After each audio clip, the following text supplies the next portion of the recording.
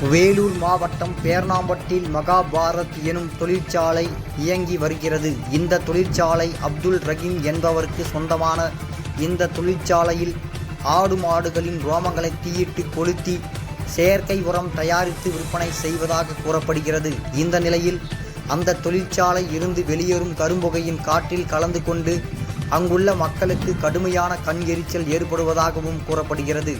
இந்த நிலையில் அங்குள்ள மக்கள் கூறும்போது ஆஸ்துமா, மூச்சு திணறல், சுவாச கோளாறுகள், மாரடைப்பு, தோல் புற்றுநோய் ஏற்படும் அபாயம் உள்ளதாக அங்குள்ள மக்கள் கூறுகின்றனர். மேலும் இந்த தொழிற்சாலை சுற்றியுள்ள தென்னை மரங்கள் மற்றும் மாமரங்கள் இந்த புகையினால் பட்டு போவதாகவும் விவசாயிகள் வேதனை தெரிவித்து வருகின்றனர்.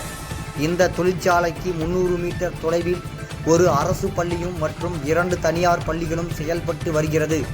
இந்த தொழிற்சாலை இருந்து வெளியேறும் புகையை குறித்து அங்கு நேரில் சென்று பொதுமக்கள் கேட்டபோது அந்த நிறுவனத்தின் பணிபுரியும் செக்யூரிட்டி மற்றும் சூப்பர்வைசர், மேனேஜர் ஆகிய மூவரும் மிரட்டும் துணியில் பேசுகிறார்கள். மக்கள் கடும் வேதனை அடைந்துள்ளனர். மேலும் எமது செய்தியாளர் செய்தி சேகரிக்கும் பணியில் இருக்கும் பொழுது வாக்குவாதத்தில் ஈடுபட்டதாக கூறப்படுகிறது. எனவே மாநில மாசு கட்டுப்பாடு வாரியமும் வேலூர் மாவட்ட மாசு கட்டுப்பாடு வாரியமும் மாவட்ட ஆட்சித்தலைவர் சுப்புலட்சுமி அவர்களுக்கு இதில் உடனடியாக தலையிட்டு அந்த நிறுவனத்தை நிரந்தரமாக மூட வேண்டும் என்று அப்பகுதி மக்கள் கோரிக்கை விடுத்துள்ளனர்.